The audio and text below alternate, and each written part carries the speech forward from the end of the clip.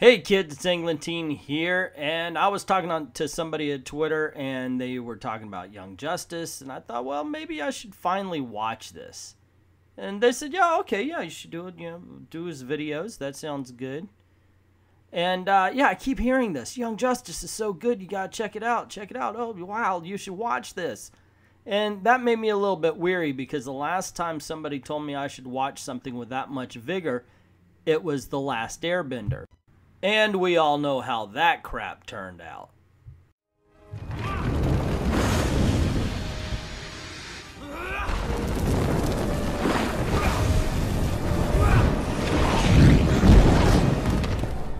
And that was the best scene in the movie. But unlike the Airbender, I like to watch superhero shows, so I figure, what the heck, it's a DC Comics cartoon, I'm going to give it a try. And I'll review each one as it goes. I know there's some of you that have seen them. Just, wish me luck, please. No spoilers for me. And, yeah, so, here we go. Let's see. Oh, boy wonder. The bat sent you to drag me off to prison. Frankly, I'm underwhelmed. So the show starts off in Gotham with Batman and Robin fighting Mr. Freeze. And I gotta say, I'm not a huge fan of the new design of Mr. Freeze. It's very Robocop-ish. So this beginning part is a little bit repetitive. You have Speedy and Green Arrow taking down Icicle. And the action looks great. Have to give that to them. Then you get Aqualad fighting Killer Frost with Aquaman. And basically it's the same scene 4 times as the heroes fight off some cold villains. And you do have to wonder at this point, okay, so we've seen 3 cold villains fighting 6 different heroes. And each time they get done, every character says something about, oh, today's the day.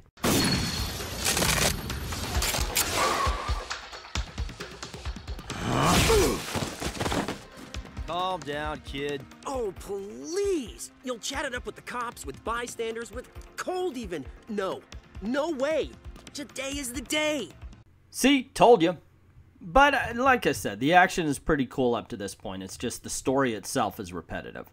And I really do like the designs. I like this one because it harkens back to Perez Wolfman Teen Titans years. Today is the day. Welcome to the Hall of Justice. Headquarters of the Justice League. Oh, man.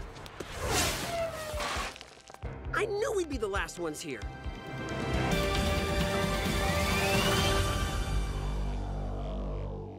Turns out this cartoon has a little bit of pedigree to it. I decided to do a little research. Who made this?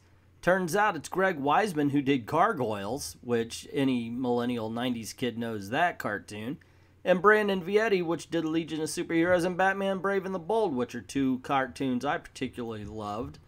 Legion of Superheroes canceled far too soon, if you ask me. But their involvement does explain how it can be both dramatic and humorous at the same time. Is that Batman? Oh my goodness. I see Flash and Flash Jr. His name's Speedy? Duh. No, Speedy's Green Arrow's sidekick. Well, that makes no sense. So the kids are led into what they're called the inner sanctum, and Martian Manhunter explains to them that they've got all the access they want to the gym, the library, and I swear to gosh, he says they're fully stocked deli. But pretty quickly, the JLA is given a decision between 2 particular missions. One, Superman tells them Cadmus is on fire, and there's another with more chance of people being hurt, and they decide to do that, revealing that there's another room of the inner sanctum that the kids weren't allowed to go in. And this information really ticks off Speedy, who ends up trying to start a rebellion. They're treating us like kids. Worse, like sidekicks. We deserve better than this. You're kidding, right? You're playing their game? Why? Today was supposed to be the day. Step 1 in becoming full-fledged members of the League. Now, I have a couple of problems with this particular scene. One, it's read too intensely. I fully expect Speedy to be the villain of the show for at least a couple episodes now. He does come off like a bad guy. And the other thing I have something wrong with is we're not really shown what they have done to earn their position in the league to be expecting to be a part of the league. Now, I can understand them being upset with the fact that they were promised the big tour and they were only shown one room, that's completely understandable. But their position hasn't really been established. So it's a little jarring when they seem to go from 0 to 60 in their discussion of what they're going to do. And of course I understand they have to do it. This isn't the Justice League, it's the Young Justice, and they want to show that they've got responsibility. But they do it by doing something irresponsible. Of course, any kid seeing this would just see it as, you know, they're sticking it to the man. And so the three of them go off to stop the Cadmus fire. Help! Get us down! Stay put. We will get you out.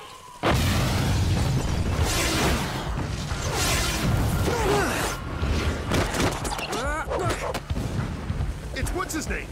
Flash Boy! So the three of them work together to put out the fire at Cadmus, and I have to point out a little historical note. In the first appearance of the Teen Titans, it is Robin, Aqualad, and Kid Flash, and this is very reminiscent of that issue, I thought. Also, like that issue, they really did act alone rather than have any kind of teamwork or a plan. But that was a lot of the Silver Age. They would say, hey, we're going to get this team together, and then they would immediately split up into individuals or groups of two. Also, I did not know that this Aqualad's powers were technology-based. I thought he was Atlantean and had the power to, you know, what is it, water kinesis or some sort? But yeah, okay, so hey, learn something new every day. And using the most impressive computer I've seen since Minority Report, and it comes from his wrist gauntlet, Robin finds a really deep elevator shaft. And what kind of on-the-level science lab has an underground layer and an elevator shaft that goes that deep? So the kids decide, you know what we should do? We should investigate. And of course they decide to sneak into Cadmus. So when they get down there, they run into a whole bunch of weird creatures and realize Cadmus just can't be up to any good. Oh, nothing odd going on here. This makes the heroes want to explore things further, and this is where the cartoon introduces to the tropiest of cartoon tropes, the stupid smart guy. And of course, while he's giving his own individual name, they're all basically named Jerkety McJerkface. Dr. Desmond. Tell me, Guardian, what part of no interruptions did you not understand? A genome on sublevel 26 reports 3 intruders. Did I miss a perimeter breach alert? No. Then the genome's confused. Honestly, I wish cartoon writers would learn the difference between arrogant and obtuse. But the Guardian does convince Dr. Desmond to allow him to take a squad up to find the 3 intruders that they heard. It is suggested that he leaves the little creature on his shoulder, which is called a genome, behind, but Dr. Desmond says no, he has to take him. This is how they hide this massive underground facility from the world. The real Cadmus isn't on the grid. It generates its own power with these things. Must be what they're bred for. Even the name is a clue. The Cadmus of myth created a new race by sewing dragon's teeth into the earth. And so, of course, the heroes discover that Cadmus doesn't just find, but they create these strange creatures they've been seeing all around the place. And the genomes themselves, we have discovered before that they are not only used for telepathic reasons, but can actually control their subjects, I guess, if they're near them, because they have to carry, the Guardian has to carry his all over the place, which kind of is a pain in the ass to the heroes when he catches up to them. You're trespassing, but we can call the Justice League. Figure this out. You think the League's gonna approve of you breeding weapons? Weapons? What have I... my head. Take him down hard. No mercy!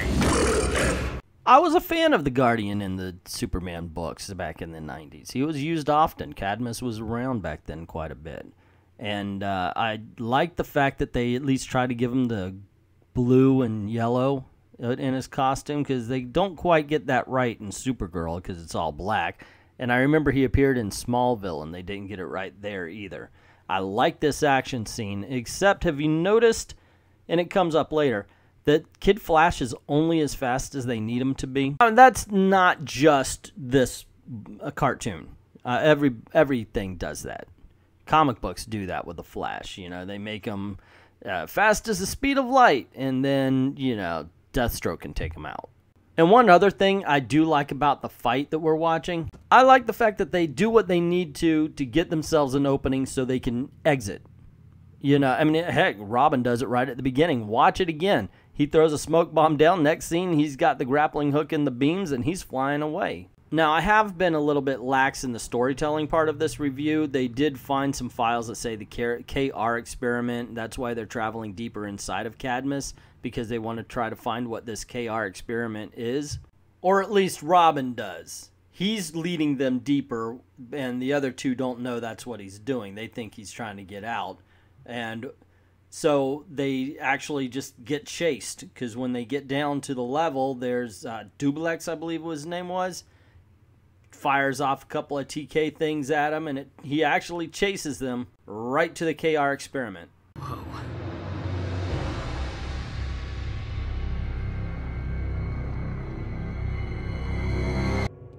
Big K, little R. The atomic symbol for Krypton.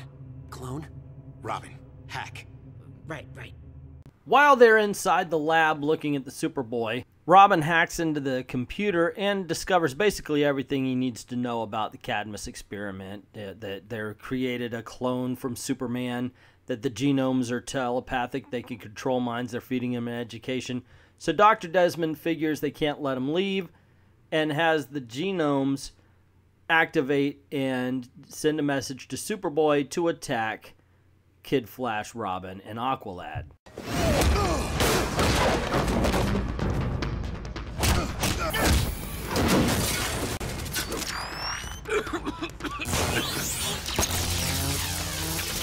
Really have to hand it to the director, the fight choreographer, whoever does this. The animation is smooth. The fight is actually well directed. It's got good choreography, and it's believable.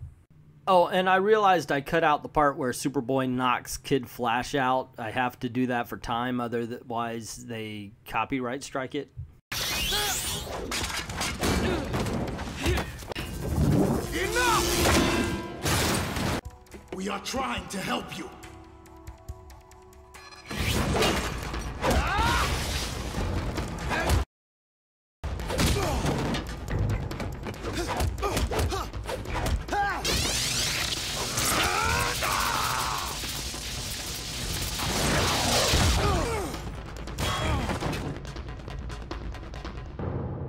Okay, so I got to admit, I stopped reviewing and I just started watching it again, and that is one awesome fight. I had to toss in a frame to separate the two things so it wouldn't be so much time they would copyright it. But, wow, I really have to say, this cartoon has impressed me. You know, yeah, of course, they take some liberties, but overall, this is pretty damn good. Well, okay, so I heard that this was released as an hour long, and I've got it in 22-minute chunks. And if this is popular and you guys like it, let me know in the comments below. I'll do the rest. But I don't think I'm going to do it where I'm covering everything, just the important beats. So it's a little shorter, it takes less time. But yeah, I enjoyed this. This is a lot of fun. I hope it continues. I'm afraid of this kind of thing because sometimes they go downhill. But the colors were vibrant. It's a well-written episode. It's got humor. It's got action. It's got drama as well. So yeah, this is so far a decent cartoon. And I like the fact that they stuck to the original Teen Titans. And it was kind of an homage to the first story. So I liked that as well. And one thing that can't be denied is it ends on a good cliffhanger. Attaboy. But that's just my opinion. What is yours? Did you like the review? Would you like to see more Young Justice reviews? I will not be using the same format. This just took way too long. I'm way too lazy to do this every day or every couple of days, but I will do a version of it where it's a lot shorter. And just covers everything instead of going beat by beat like I did. But yeah, if you like this kind of thing, let me know. Or if you say, yeah, it's kind of a waste of time, just let me know about that in the comments below as well. I've gone through this before, and you should already know the drill because you're on the internet. Please click like, share, and if you haven't already, hit subscribe. And don't forget to hit that notification bell so you don't miss anything. Also, head on over to our Patreon page because, man, we could use that. And drop $1 into the till or vidme.com. You'd leave a tip there if you like what we do and care to support it.